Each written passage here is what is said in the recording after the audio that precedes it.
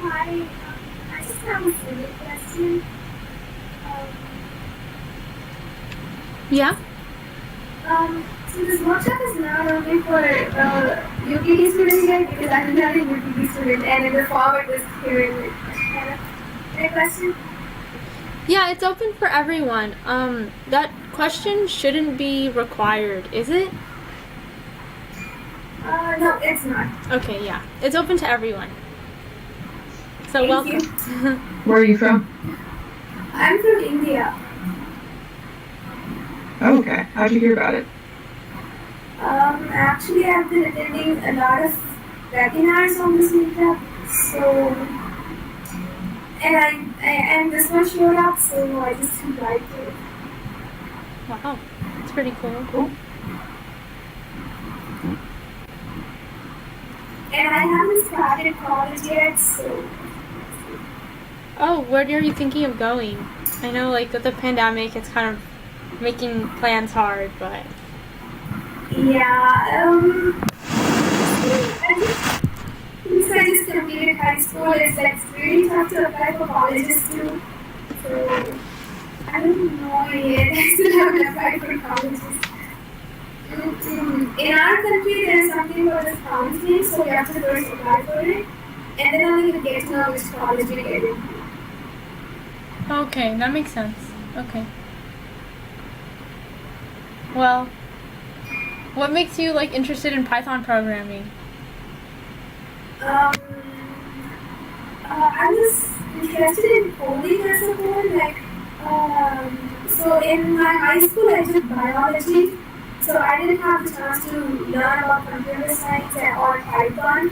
So after my school ended, I'm like learning about Python on my own. But I'm still like at beginner level, not at the intermediate. So I just wanted to like learn more in this session. Okay, that's great. We had a beginner one last week where I just went through the bare bones of Python, like different variable types and stuff. And today we will go through some applied examples. So hopefully you enjoy it and get something out of it. And how? Could you tell what's the duration of the session? Because it's 1:10 a.m. here. Oh, okay. It's scheduled for 2 hours, but I don't want to take up all that time. I'm thinking it'll be about an hour and a half, but if you need to leave and go to sleep, that's okay. All the materials are designed so that you can go through it on your own, and it should be fairly understandable, but if you have any questions, you can also email me. Mm-hmm. And we'll also... Oh, sorry.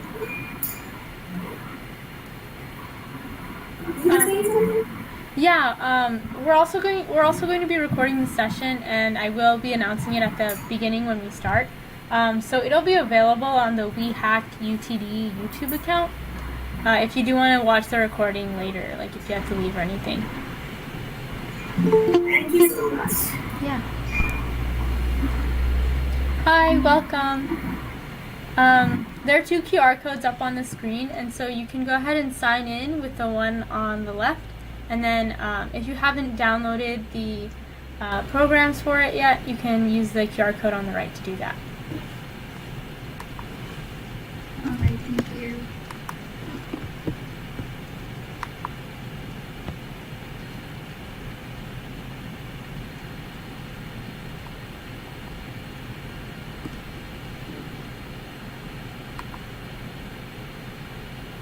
Actually, this time around, if you do have a separate programming application that you'd like to use, I do have scripts that will work in other applications, so you don't have to use Jupyter Notebook, but if you don't use Jupyter Notebook, it's on you to know how to use the program you're using. I'm using Visual Studio, is that alright? Yep, that'll work. Okay. Where can I find the scripts? So still go through that document that you find with the QR code on the right, yeah. So when you download the GitHub repository, it'll be in there.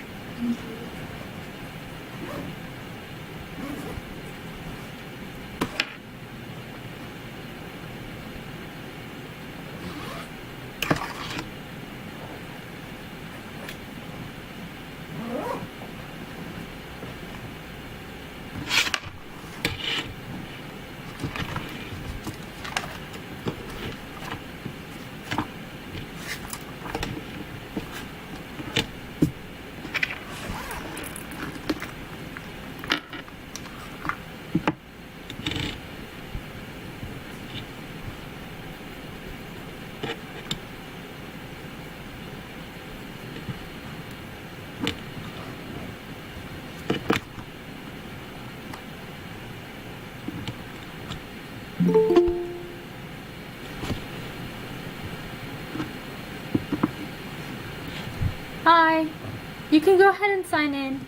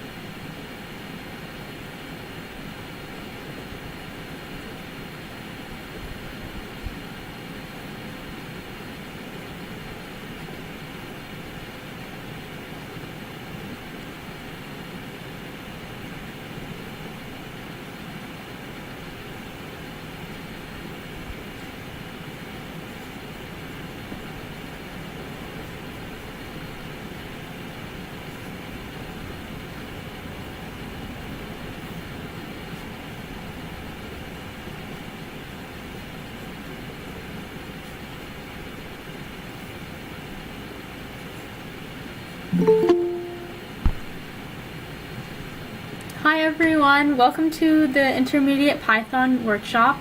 We'll be starting in just a few minutes.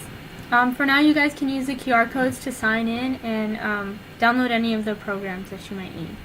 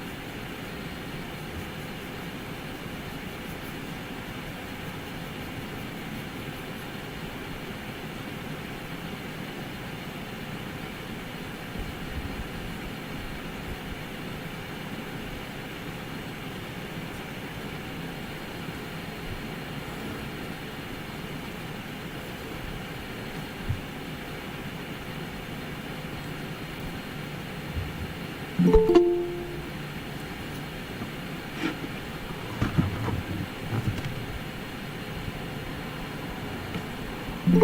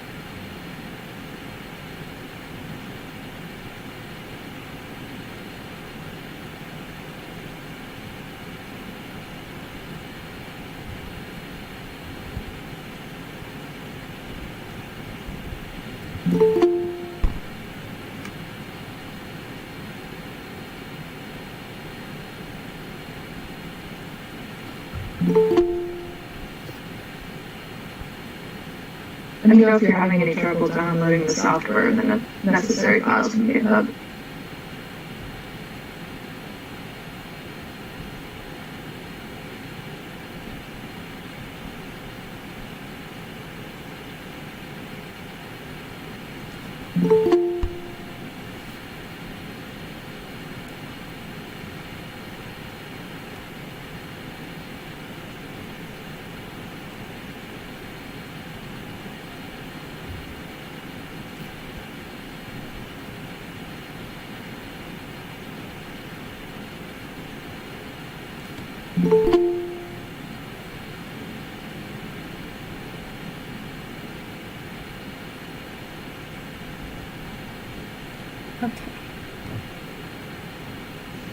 Okay guys, we're going to go ahead and get started. Hello everyone and welcome to the Intermediate Python Workshop. This is the 5th workshop in our WEHack Empower series, and we are very lucky to be having it with UTD student Victoria Catlett. They are going to show you some basics in Python this week, as well as some applications.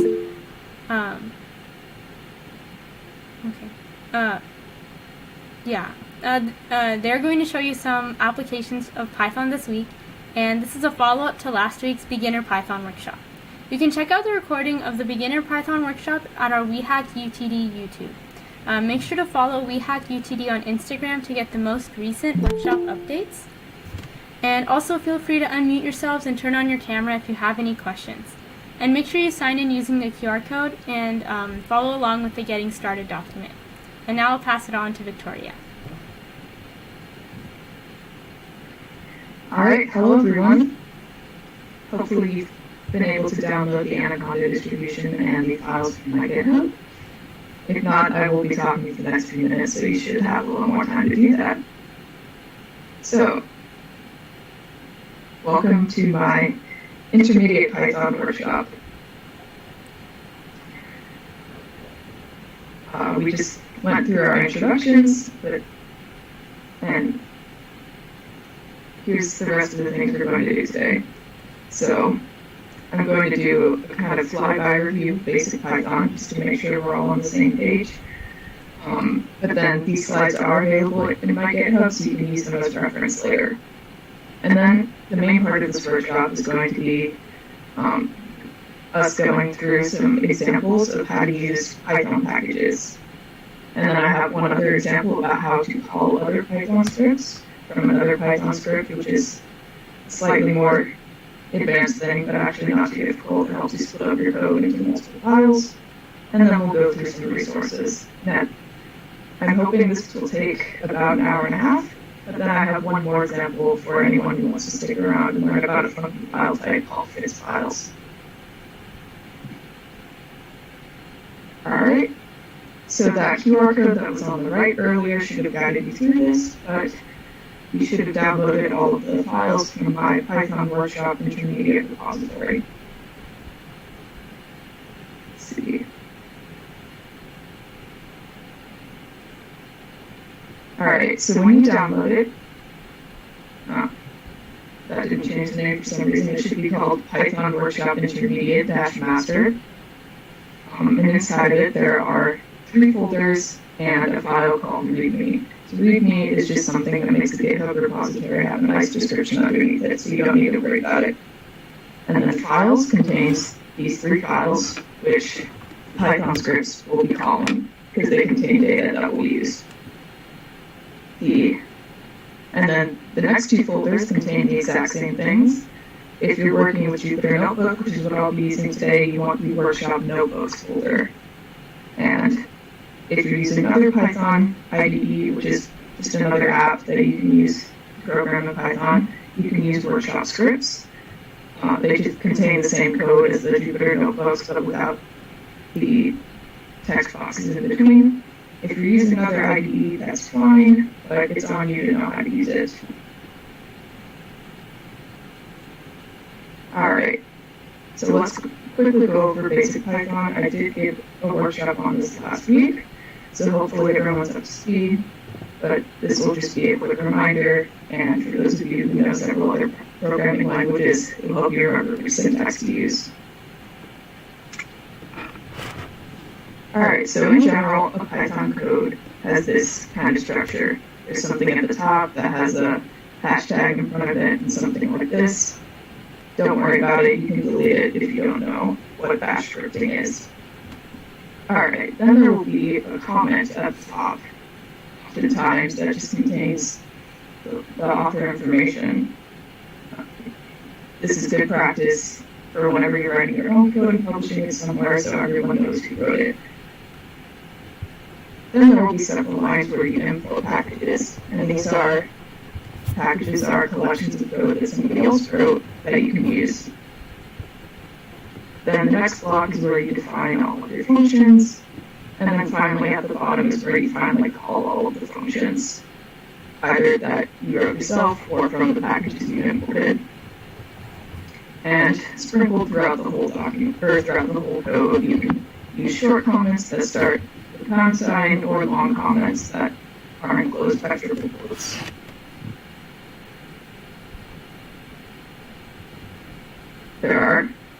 Here are some of the main types of Python variables and how you define them. Again, this is just a quick run through. These slides are on my GitHub and you can use these for reference. The data structures that you need to be familiar with today, which are lists enclosed by square brackets, arrays, which are lists of lists, and dictionaries, which use curly braces and key value pairs. And Python has a lot of built-in functions. There's a long list you can find online. There are at least 50 built-in functions. But these are some you should be aware of, like print. This will actually show you, will print whatever you put in these parentheses in the console, and that's just where you see output from your code. And Boolean operators in Python are exactly what they are in English, and or not. And when you want to compare values, they match pretty closely with the mathematical symbols. Just note that if you want to ask if something is equal to another thing, it's 2 equal signs, and if it's not equal, then you use an exclamation point and an equal sign. How's everybody doing? I know that was fast, but again, it's just a quick review before we get into the harder stuff. All right. One more quick review is how you define loops in Python. Remember, you need to pay attention to indentation, even though you don't have to worry about semicolons. And when you start a for loop or a while loop, you need to end that first statement with a colon. And here's the syntax to define your own function. You start with def, space, whatever you want to name your function, and then put a list of inputs, and then return whatever you want the output of that function to be, if any. All right, let's move to those Jupyter notebooks that are in my GitHub. Does everyone have them on their computer? I'll take that as a yes.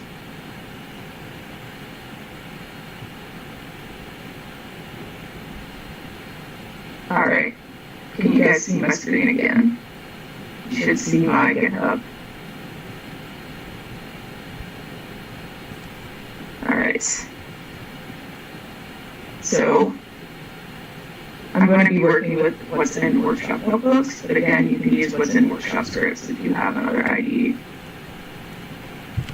So if you attended my workshop last week, I had a lot of blanks in the code that I asked people to fill in, but that I realized resulted in like really long pauses as we waited for somebody to send their answer in the chat. So this time I went ahead and filled in all the answers, and I'm just going to go through the code with you. But if you have questions about it, just unmute yourself and ask me. And if I miss filling something in, let me know. All right. So let's start with this example called X matplotlib. All right, so this example is going to walk through how to use these two packages called NumPy and matplotlib. So NumPy is the package that has a bunch of mathematical functions in it and mathematical constants. Although basic Python does have some built-in math, like absolute value, it really doesn't have that much. So NumPy is something that you'll import in almost any Python code you use that will involve math. So to import a package, you just, this should go at the top of your code. You type import, NumPy, and then you can use this as word to shorten it. And it's commonly abbreviated as NP. Now, anytime you want to use something in this NumPy package, you just need to type NP. And matplotlib is another common package you'll use. Often it is good for plotting data and just working with data. And this line right here, matplotlib inline, is just something to make Jupyter Notebook work. So if you're using Jupyter Notebook, you want to press Shift-Enter, and that's how you run the code that's inside these cells. All right. So this first line shows you how you call a function that is inside of the NumPy package. Remember, I abbreviated it as NP, and then you click dot. And sometimes when you click dot, it'll give you a whole bunch of options that you can choose from. Those are just all of the functions inside of this package. In this case, I want to use the linspace function, and then I give it these three arguments. What this is doing is it's creating 50 points between -10 and 10. All right, now we're going to define our own function that I'm calling quadratic. It's going to take an input x, and then it's going to square x, multiply it by 3, add 2 times x to it, and add 1, and return that value. Now to evaluate this function on this list of numbers we created, we just call it, we call the function by referencing its name, and then we give it those inputs. All right. So can someone tell me how I can actually see the output as a list?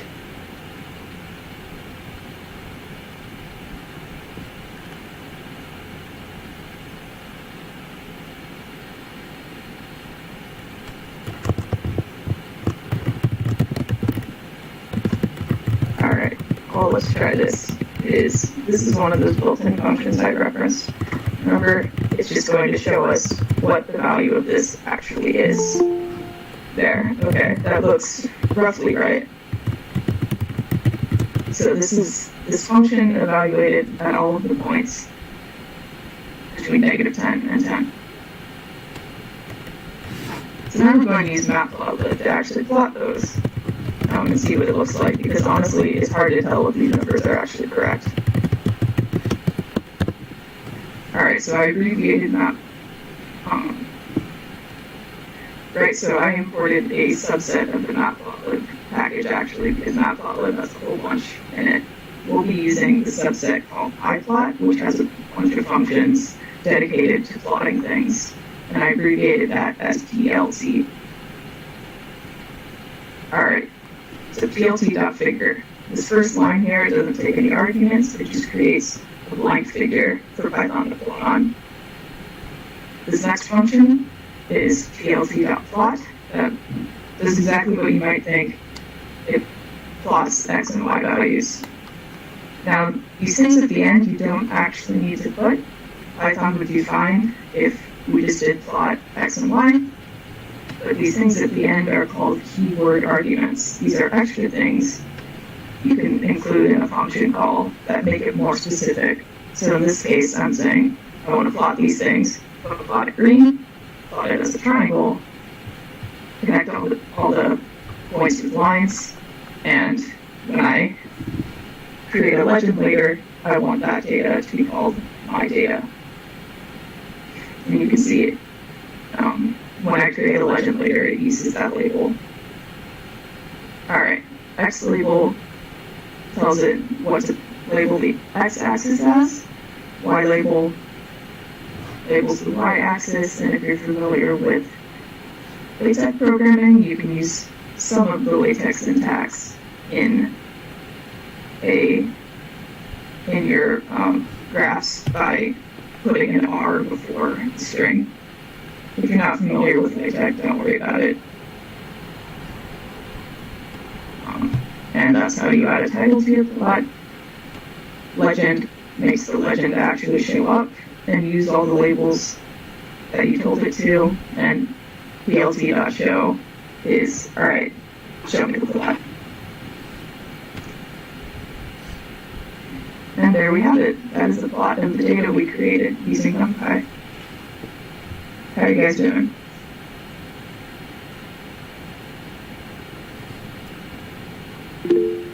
Awesome. Alright.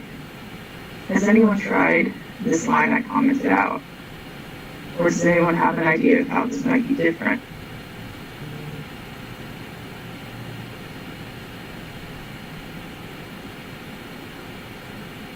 David is saying there is no line. Alright. Let's try it.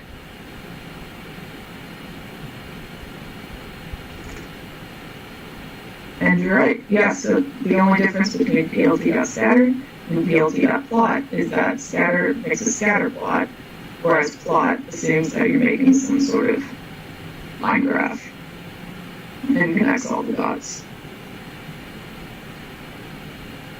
Alright, and lastly, when you make these plots, you usually want to save them, and it's not very good practice to just take a screenshot every time you make a plot.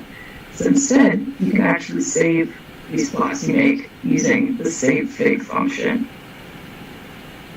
And the argument of savefig is the path where you want to save it, and in this case, these two dots mean go up a file folder, then go into the files folder, and then save this plot as a PNG called sample plot.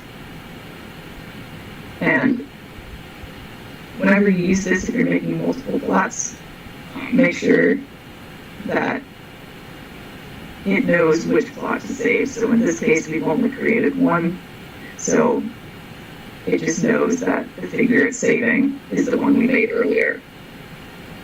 Can you repeat what you said the two dots mean? Yes, so I'll go back to that tree diagram I had earlier.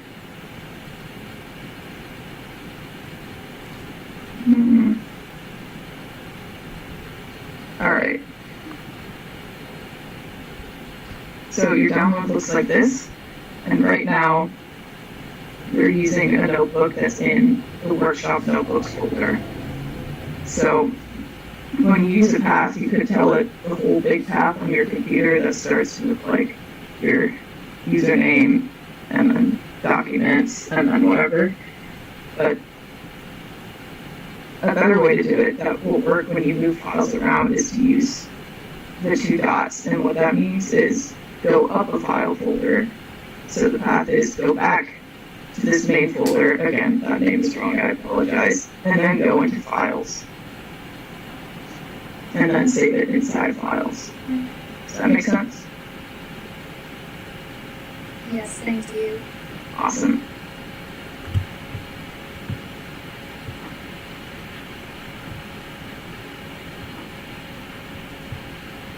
All right, I'll go back to the notebook.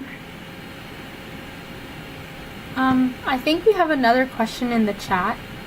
We do? All right. Yeah, so they're asking, how can I provide the argument of which figure to save in case I have multiple figures? Yes, let's do that real quick. All right, so if you know you're going to have multiple figures, then you want to give it a name when you define it. So in this case, I'm going to call it fig. And since this is the last figure I defined, I can still use PLT for all of these, and it'll know that I need to apply those functions on that figure. But if you want to be more explicit, you can actually replace PLT with fig, because it will know that means PLT, but on fig. And then, when you save it, you say save fig, then to that file path.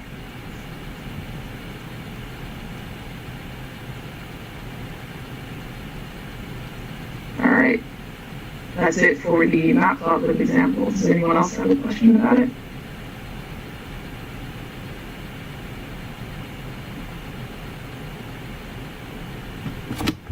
Alright, so let's move on to the 3D example. So let's move on to this plot 3D. Alright, because if you're dealing with data that has more than 2 dimensions, you might want to display it in 3 dimensions. So this will be useful if you're doing a data science project and perhaps you want to show where regions of data are. So I know that most of you are attending this workshop for hackathon, but plotting things will be useful. And actually, Matplotlib has a lot of interactive functions. Like there are ways to work with it and make it almost like a mini app that's working with whatever data you have. We don't have time to cover all of that today, but that is a good application to Matplotlib. Alright, so in this example, we're going to use NumPy again.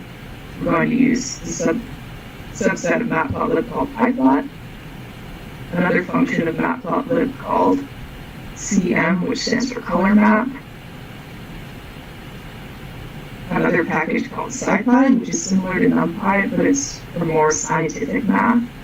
In this case, we're importing its Gaussian function, and from another package called Matplotlib Toolkits, which is another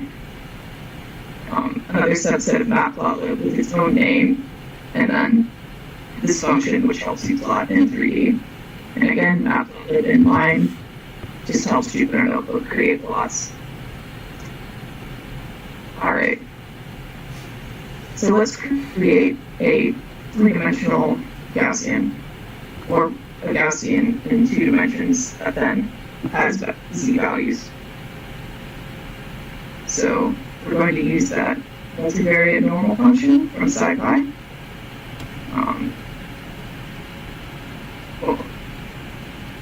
That set of functions, and then specifically the probability density function. And all I'm doing here is making a simple Gaussian that has an average that's centered at 0, 0, and has this covariance matrix. Alright. So that is just a reminder of how you can define your own functions using functions from somebody else's package, and we're going to plot this in 3 dimensions. Alright, so we're going to create some x values, 100 x values between -5 and 5, using that numpy function to do the same thing for the y values, and then create a grid out of those x and y values. I'm going to stop sharing my screen and go back to my slides real quick. Sorry, I'm skipping around. I have to do this if I want to be able to see the chat while I'm talking. Alright. So this is what the final product is going to look like. But I want to call your attention to this mesh grid function of numpy. So if we just ask Matplotlib to plot these x values and these y values, all it's going to do is pair them up and give you this line. But when we use this mesh grid function, it's going to give us pairs of x and y values that we can use for 3D plotting.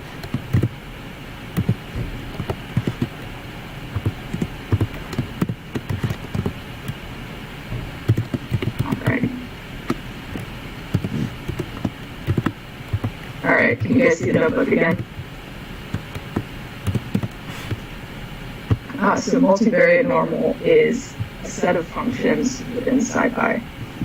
So all the functions dealing with multivariate Gaussians. Alright, so now we have that grid of all the x and y pairs, where x and y vary from -5 to 5. And that's what mesh grid is doing. And now we're evaluating that function we created, which is that Gaussian centered at 0, 0. And get all of those z values back.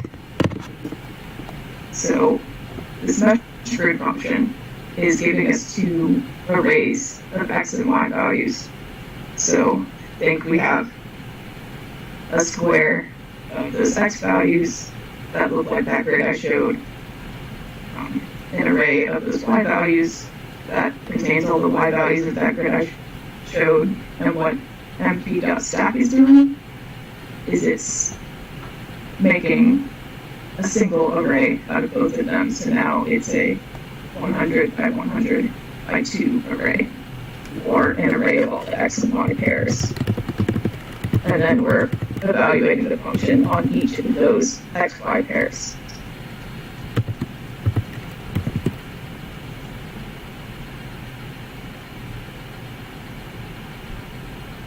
Alright, and here's an example of what we did on the last example, where we actually named the figure. In this case, I'm calling it fig. And then we use the Matplotlib functions by calling fig instead of calling plt. Alright, this GCA function is creating something within the figure that will let us plot in 3 dimensions. And I'm calling that subset of the figure where we're plotting in 3 dimensions AX. And now we're going to plot everything on AX, or that axis, 3-dimensional axis environment within the figure.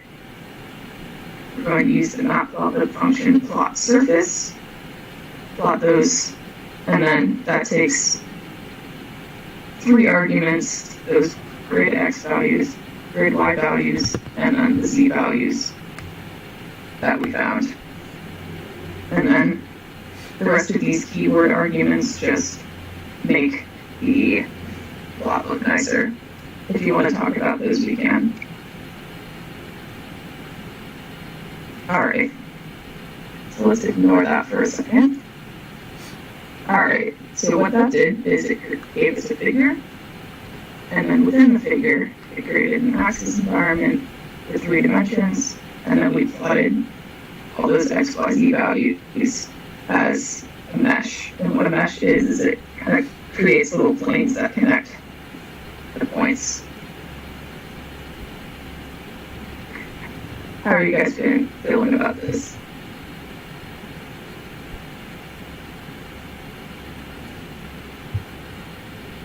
We have a question in the chat. Yeah, I see. Okay.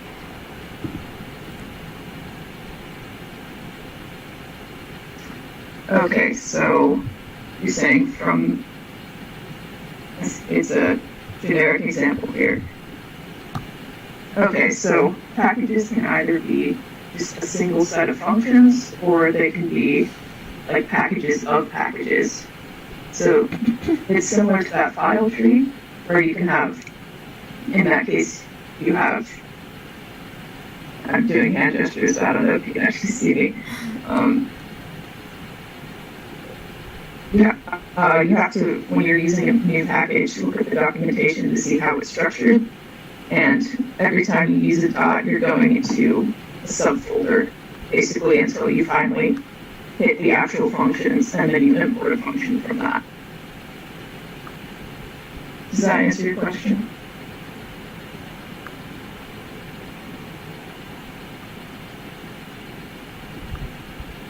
Yes, there are sub-packages.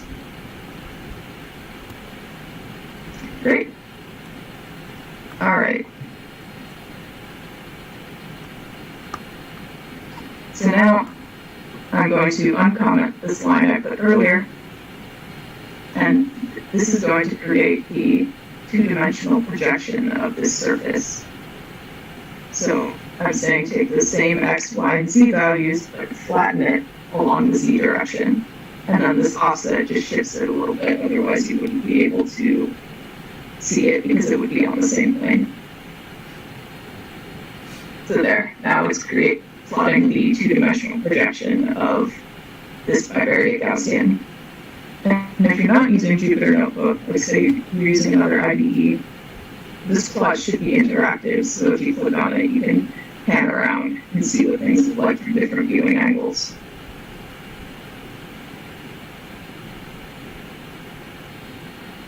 All right. Now, if you only want to look at the two-dimensional projection of something and not go through the step of making a 3D plot first, you can use the contour F function on its own on your x, y, and z values.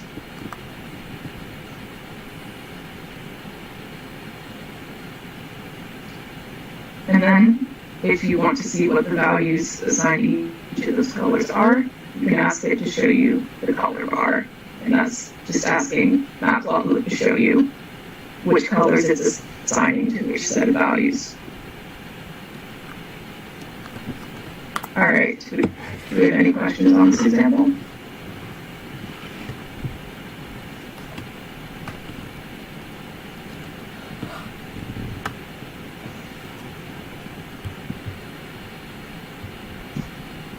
If not, let's go ahead and move on to another one. Let's look at example pandas. So pandas is a package that helps you deal with data that's in a table-like format. For example, an Excel file or a file called a CSV, which is comma-separated values, and it's just a table where each row is represented by numbers separated by commas. In this case, we're going to deal with an Excel file.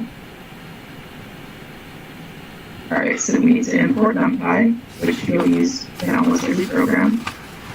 Import pandas, Matplotlib pyplot, and an extra thing in this example is I'm going to show you how to fit curves to data using this curve fit function in this sub-package optimize of the SciPy package.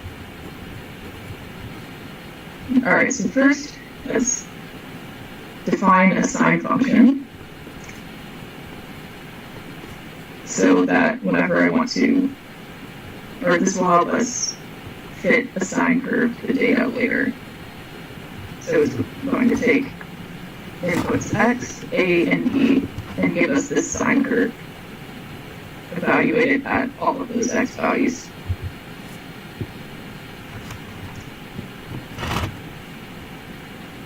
All right, so within the files folder, which we tell the computer to access by saying go up to the previous folder, then go into the files folder, there's something called pandas.xlsx,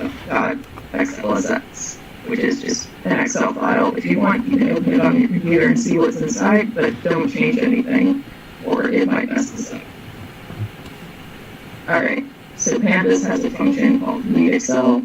It's really nice. It just reads in whatever's in an Excel file and lets you manipulate it like an array. So the Excel file has columns titled X and Y. So we can access the data in those columns by either saying, give me what's in the X column as data.x, or give me what's in the Y column this way. And if the column name has a space in it, you can't use this first method. Alright, so now these will be lists of numbers that correspond to the X and Y columns of the Excel spreadsheet.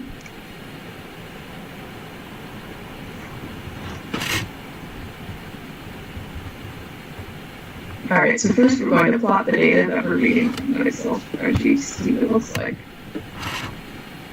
So this example is also showing you how to make multiple plots within one figure. So I'm saying create a blank figure using matplotlib, and then within that figure, create two areas to plot, or two axes, using the subplots function. And this next line is just spacing it out so it looks better. Alright. Now on the first of those two subplots, or the first of the two places to plot on this figure, we're going to plot the X and Y data that we pulled from the Excel spreadsheet as black dots. This is a shortened version of those keyword arguments we were using earlier, where K means plot them or make the markers black, and a period means plot them as points. And then give the subplot a title. I'm going to comment out the rest of it, and we'll just see what that looks like. Alright, so this is what we have so far. We have the full figure environment. It has two subplots on it, and on the first subplot we plotted the data from the Excel spreadsheet as black points.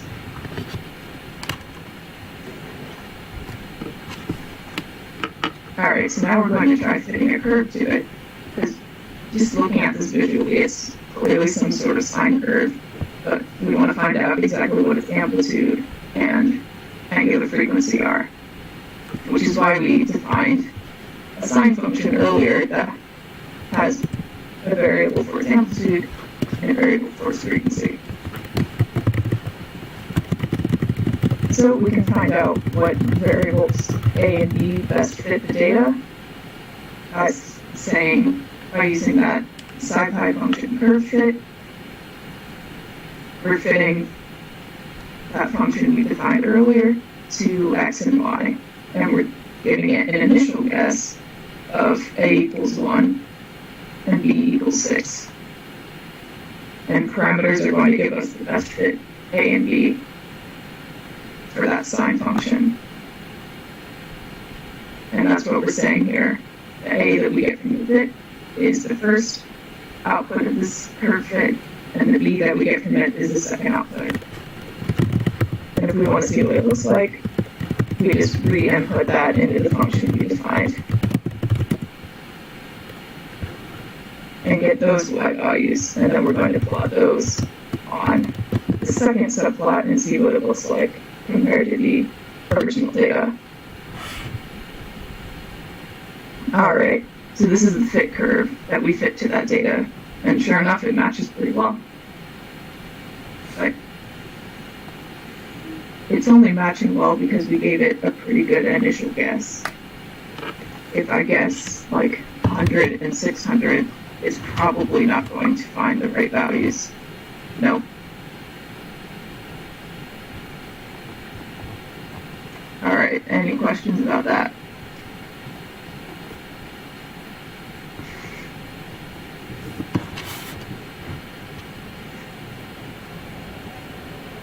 And then these print statements are just telling us what A and B, the optimized function found, or the curve fit function.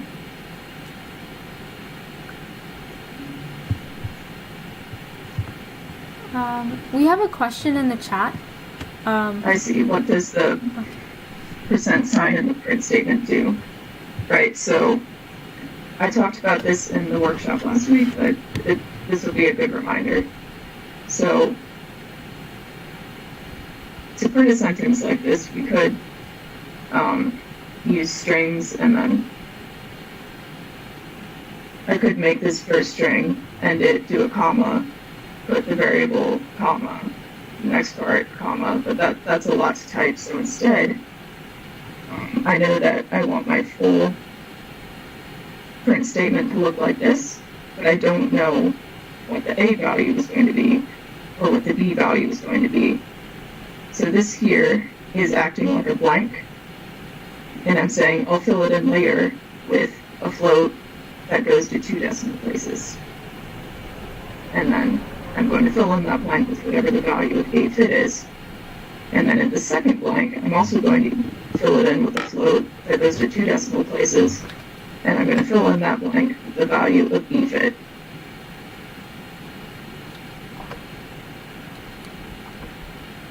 And yeah, it's similar, yeah. And yes, it's string formatting. There's a new way in the new version of Python that also uses curly braces within the string, but I haven't tried that out yet.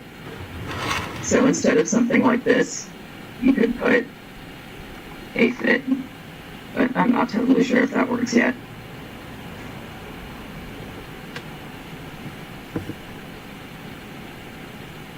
Okay, so if I just put %f, that would display the full value to how many decimal places it goes to.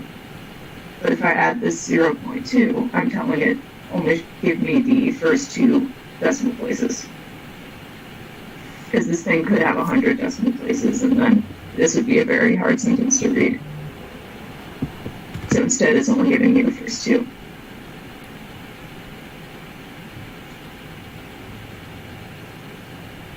All right, any other questions? Right, thank you. Yes, you do have to put the math at the beginning if you're using that other method.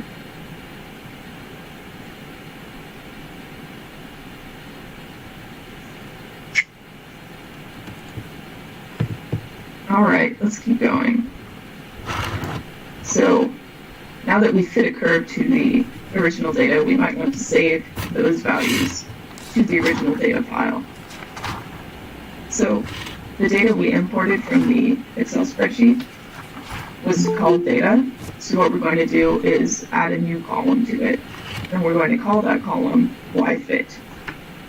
And that column, we're assigning the values yFit, which are the y values of this fit sine curve. So now this data, which originally only had 2 columns, has 3. And we're going to save that to a new Excel spreadsheet called pandasfit.xlx. And that's using the pandas function to underscore Excel. And that takes an array and makes it an Excel spreadsheet. Super useful. And index equals false is telling pandas to not create an extra column of indices, because it likes to do that as a default.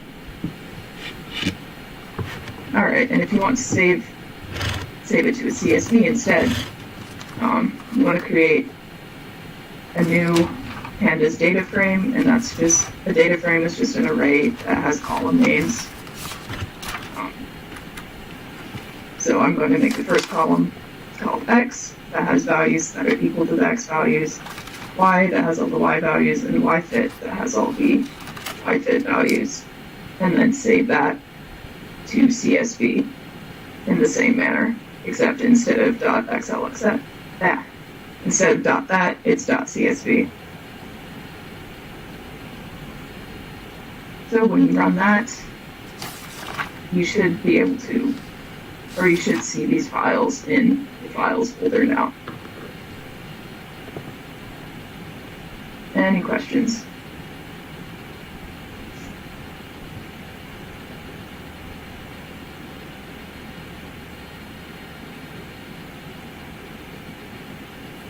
All right.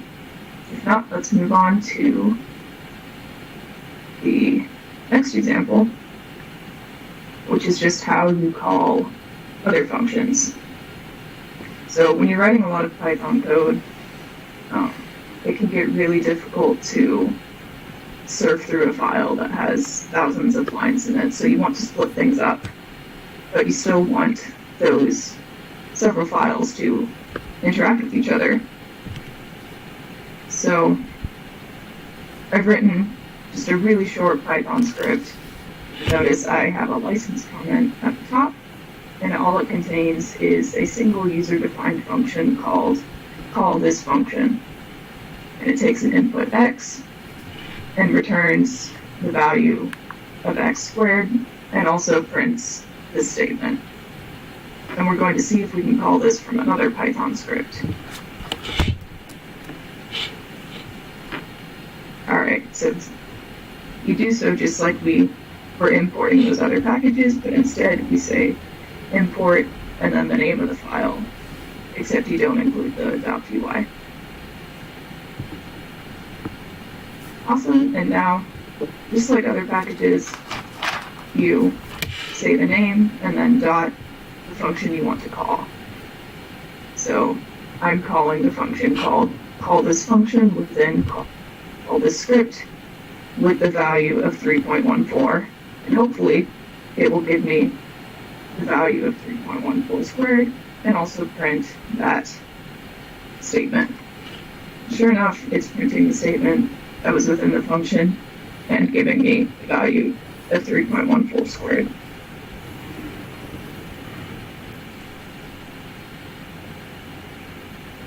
Do packages and libraries mean the same thing in Python? For the most part, yes. I know it's not quite correct to call them the same thing in computer science terms, but yeah. For all intents and purposes, they're the same thing.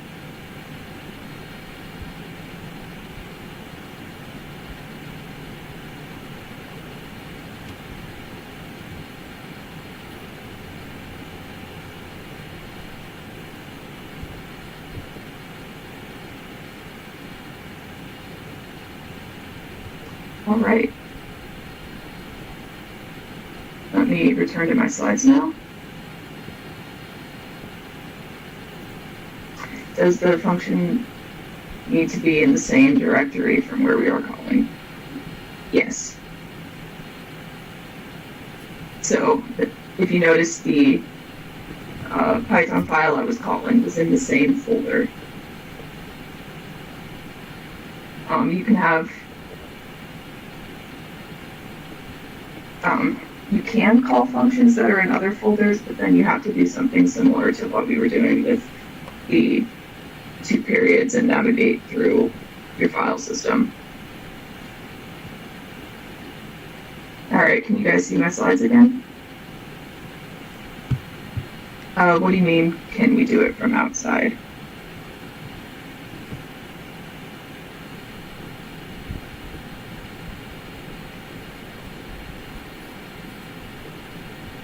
If it's in a different directory, I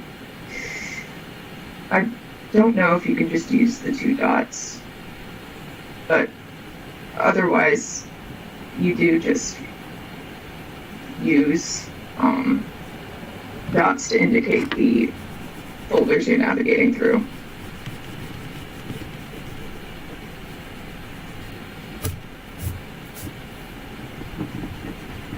All right, so we talked about pandas. Again, it deals with data frames, which are data that are in a table-like format and can have column names.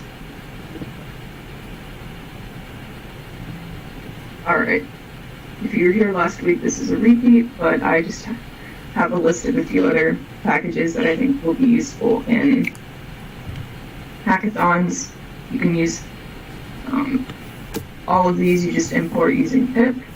like you did in the getting started document, and then you say import package name at the top of your Python script, and then you can use all the functions inside them. So these three will help you build a graphical user interface. And so if you want to make an app for your hackathon, I know Kiwi and IQT let you use Matplotlib inside of them, so you can create an app around Matplotlib if you're displaying data. OpenCV lets you do image processing, and while there is an OpenCV for a lot of languages, the one I've linked is for Python. If you want to do machine learning, you can use scikit-learn or the more difficult TensorFlow. And scikits are extensions of SciPy because people love SciPy so much they started making add-on packages for it, including this one, which lets you do machine learning. And two fun ones are Twilio lets you send text messages from your Python code, and CircuitPython, I guess, isn't actually a package, but it's a Python installation that lets you work with hardware from Adafruit. All right, thank you so much for joining. We got through this a little bit faster than I thought, but if you want to reach out to me, here's my email. I'll send it in the chat so I can stop sharing.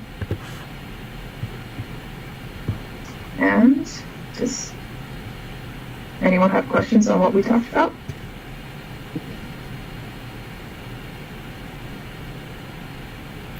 Oh, I see. Yes, PyTorch is another package you can use.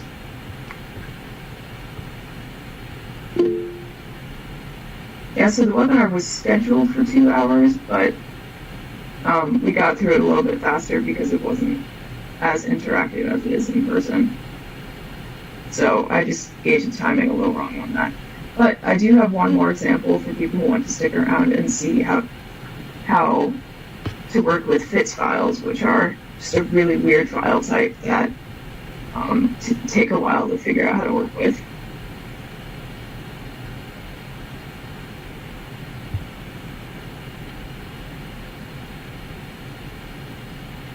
All right, well, thank you so much for attending. You guys can feel free to leave, but I will start that example in a couple seconds.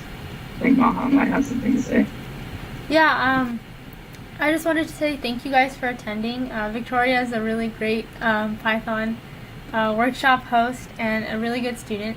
And yeah, just stick around for her next example.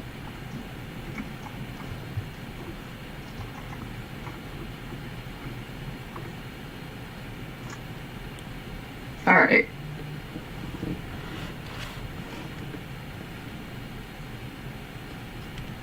One second. I guess I can't share a window that's minimized. Just a second.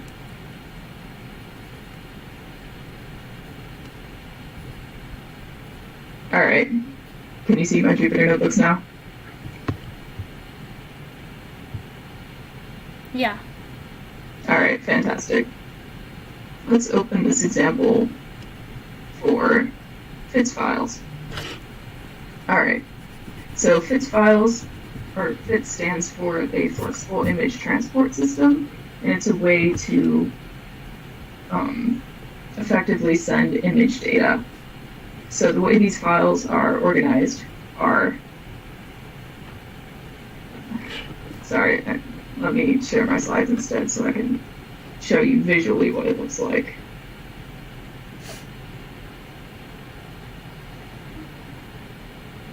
All right. So FITS files look like this. They're several images stacked together, and each of these images has header information, or it's a bit of text that gives you different information about the image. For example, where it was taken, when it was taken, how many pixels there are, things like that. And a header combined with an image is called a header data unit. And then a FITS file can contain however many of these HDUs at once. So in this visual example, this would be 3 HDUs all contained in one FITS file. All right, and this final example is going to take a FITS file that has 3 HDUs, and we're going to combine it to make an RGB image, where we assign red to the first image, green to the second one, and blue to the third one.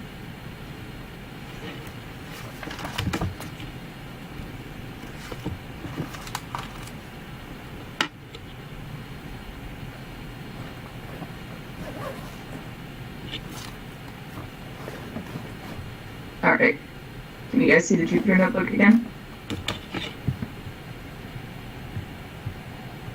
Yeah. All right. So we're going to use matplotlib pyplot. We're going to plot images using it, and then use these two sub-packages of AstroPy to work with FITS files. So FITS has all the different functions to work with FITS files, and this make Lupton RGB is a very specific function someone created to make RGB images. And the reason the package is called AstroPy is because FITS files originated with astronomy, because astronomy has to deal with a whole bunch of images.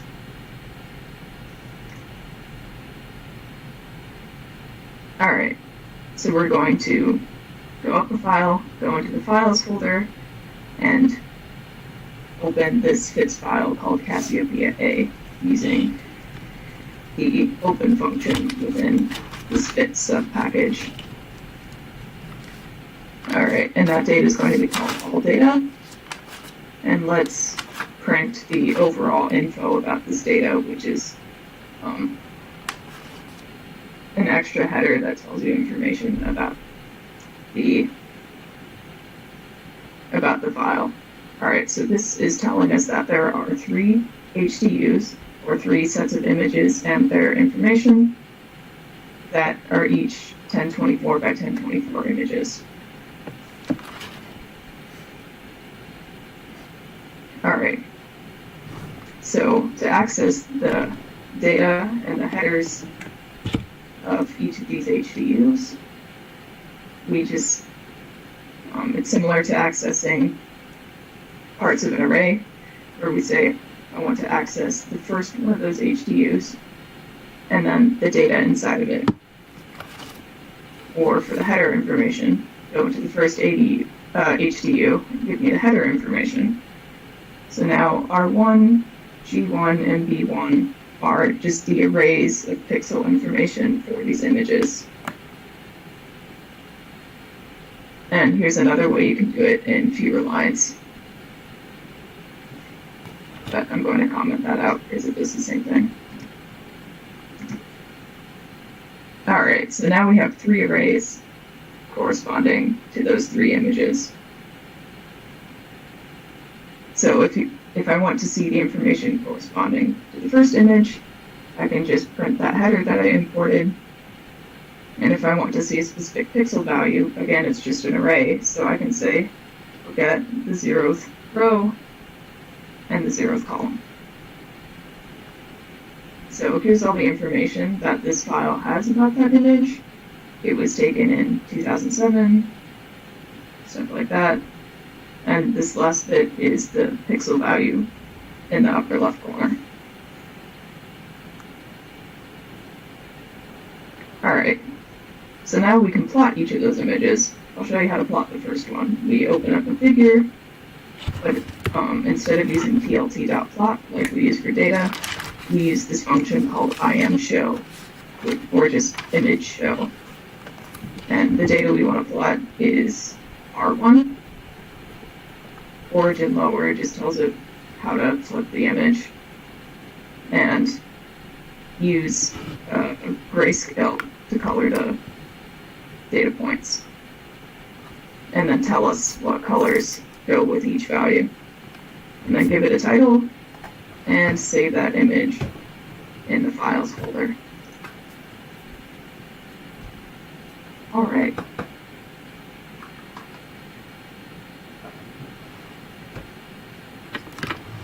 And Jero, I do see your question, but I'll get to it in a minute. Does anyone have any questions so far?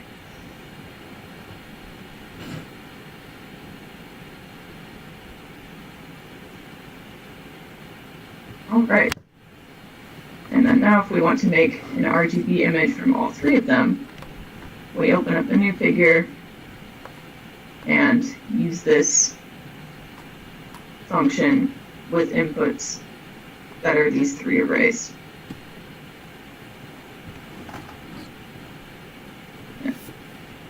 And that creates a new image that we can then plot with that IMShow function. And stretch equals 50 just adjusts the white and black balance, if you're familiar with those terms. All right, and that creates our RGB image.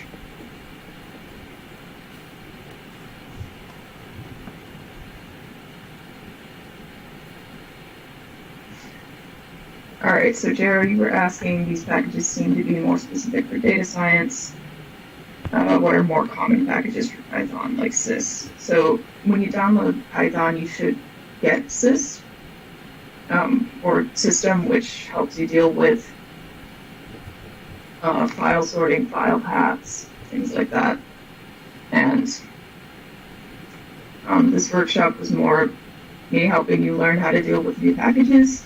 And when you're doing hackathons, a lot of what you do in the background is mathematical, even though you also will want to add in some front-end stuff to make it look better.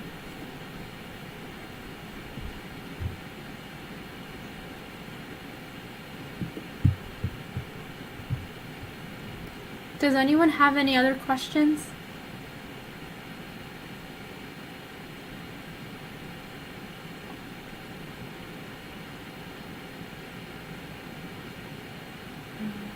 Okay, well, if no one has any questions.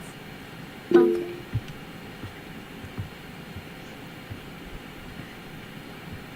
So what the most common packages one should know are, most of the examples we went through are ones you should know. For example, NumPy, SciPy, Matplotlib. And then the packages you learn from there depend on what you want to do with Python. So for example, if you want to do machine learning, you should look into scikit-learn or TensorFlow. If you want to do more app creation, use the other ones I listed on the slide, and so on. And this is the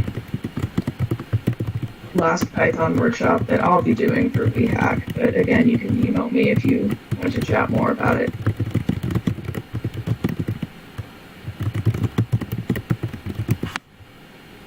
Oh, you mean like what's built into Python?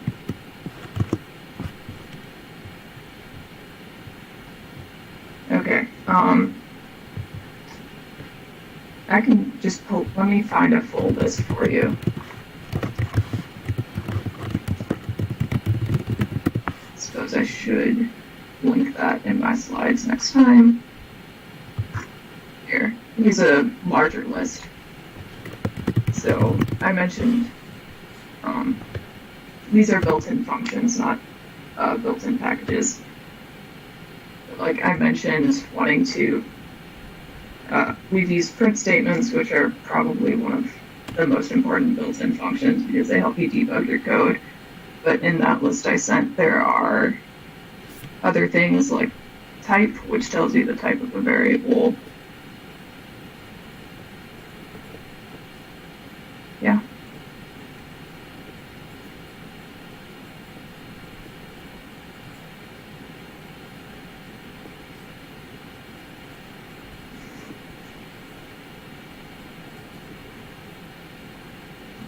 All right, well, thank you so much for attending, y'all. And feel free to email me. And good luck at WEHack. Thank you, everyone.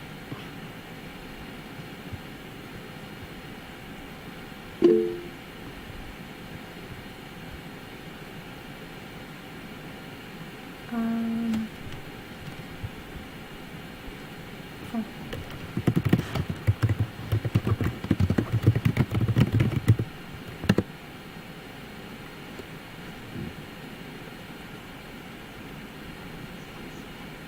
Okay.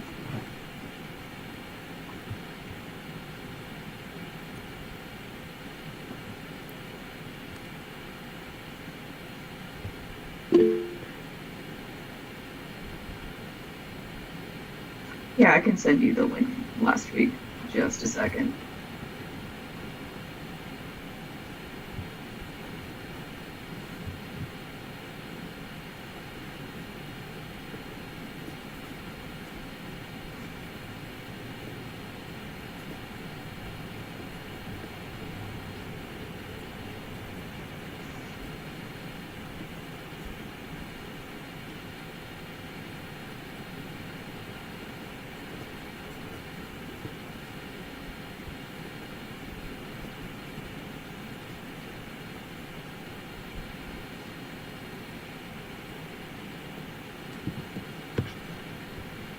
All right. Also, if you have a specific project in mind, you can send me an email and I'll give you recommendations for what packages you can use.